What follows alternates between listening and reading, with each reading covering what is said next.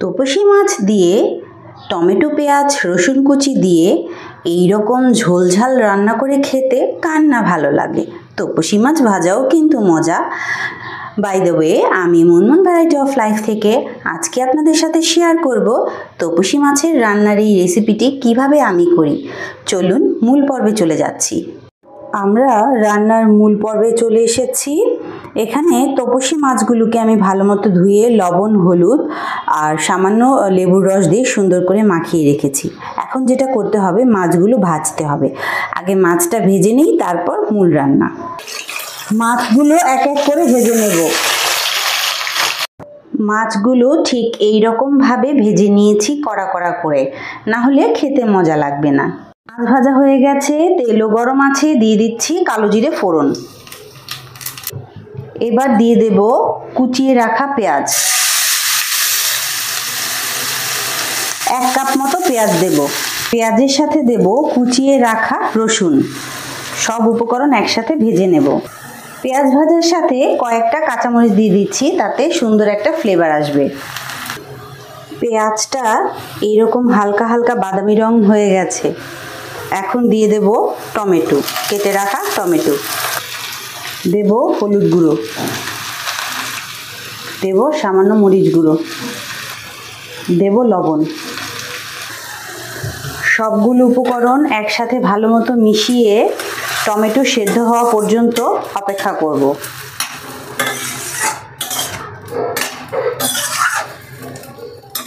ঢাকা দিয়ে দিচ্ছি, টমেটোটা সেদ্ধ হয়ে যাবে। টমেটো অনেকটাই সেদ্ধ হয়ে গেছে। এখন দিয়ে দেব 1 চামচ ধনে গুঁড়ো, সামান্য একটু ধনে গুঁড়ো দেব, আর দেব ধনিয়া পাতা। এই ঝোলটার সাথে ধনিয়া পাতাটা ভাজা করে নিলে ধনিয়া পাতার ফ্লেভারটা খুব ভালো হয়। মশলাটা আর একটু ভাজা ভাজা হলে তারপর মাছের জন্য দিয়ে দেব পরিমাণ মতো ঝোল।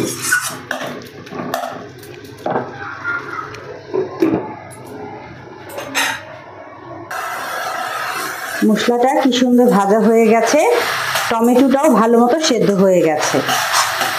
এই পর্যায়ে দিয়ে দিচ্ছি মাছের জন্য পরিমাণ মতো ঝোল, আর অবশ্যই সেটা গরম জল হতে হবে। আপনারা জানেন আমি মাছের ঝোল বা যে কোনো কাজে পোলাওয়ে আমি গরম জলটা ইউজ করি। আপনারা আপনাদের পরিমাণ বুঝে মাছের জন্য কতটা ঝোল দেবেন বা কীরকম ঝোলের পাতলা হবে না একটু মাখা মাখা খাবেন সেটা বুঝে ঝোলটা দেবেন। আমি একটু পাতলাই ঝোল করি তপসী মাছের, আমার খুব ভালো লাগে, তাই আমি একটু ঝোলটা বেশি করেই দিলাম। ঝোলটা ফুটে ওঠা পর্যন্ত অপেক্ষা করব।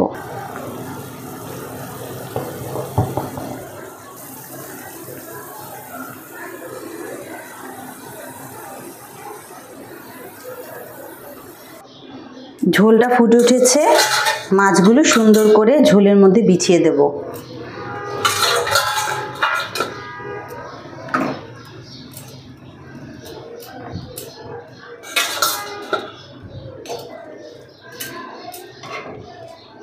পাঁচ মিনিট ঝোলটা ফোটার জন্য অপেক্ষা করব। মাছের মধ্যে ঝোলগুলো ঢুকে যাবে, লবণ মশলা, না হলে মজা লাগবে না। 5 মিনিট ফুটে ওঠার পর লবণটা চেক করে তারপর সার্ভ করব। মাছটা সুন্দরভাবে ঝোলের সাথে ফুটে উঠেছে, এখন সার্ভ করব নেব।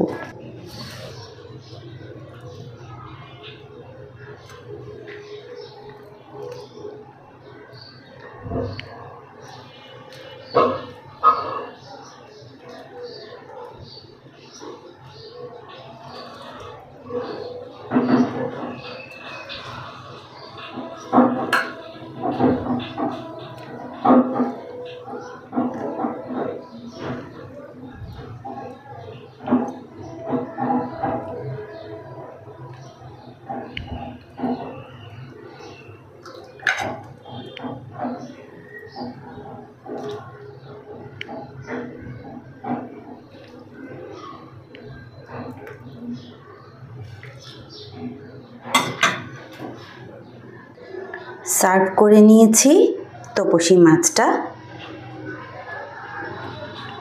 আমার রেসিপিটা একবার ফলো করে খেয়ে দেখবেন, আশা করি আপনাদের অবশ্যই ভালো লাগবে। আর ভালোবেসে অবশ্যই আমার পাশে থাকবেন লাইক কমেন্ট শেয়ার করে। সবাইকে অনেক ধন্যবাদ।